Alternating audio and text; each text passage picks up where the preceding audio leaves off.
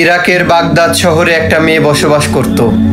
এই মেয়েটা অনেক দিন দ্বারা আল্লাহওয়ালা নারী ছিলেন। মেয়েটার যখন বিয়ের অনুষ্ঠান চলছে, মেয়েটা বিয়ের সাজে সজ্জিত হয়ে আছে। ঠিক ওই সময় মেয়েটার বাড়িতে বরযাত্রী গাড়িটা এসে পৌঁছালো। ঠিক ওই সময় ঈশার নামাজের আজান দিল।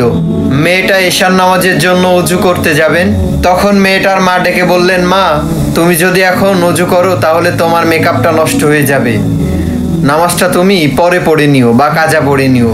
তখন মেয়েটা তার মাকে জবাবে বললেন, মা, অজু করার কারণে যদি আমার মেকআপ নষ্ট হয়ে যায় আর আমি নামাজ পড়তে না পারি, কাল কিয়ামতের ময়দানে যখন আমার এই চেহারাটা আল্লাহ তাআলা জাহান্নামের আগুনে পোড়াবেন, তখন এর জন্য দায়ীটা কে নিবে মা? এই কথা বলে মেয়েটা অজু করে নামাজে দাঁড়িয়ে গেল।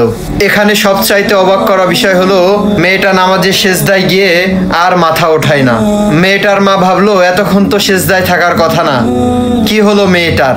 মেয়েটার মা যখন মেয়েটার গায়ে হাত দিয়ে জাগানোর চেষ্টা করছে, তখন মেয়েটা আপছেই মাটিতে লুটিয়ে পড়েছে। ততক্ষণে মেয়েটার মৃত্যু হয়ে গিয়েছে।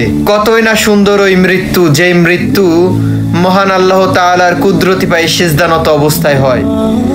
মহান আল্লাহ তাআলা যেন আমাদের সবাইকে এমন মৃত্যু দান করেন।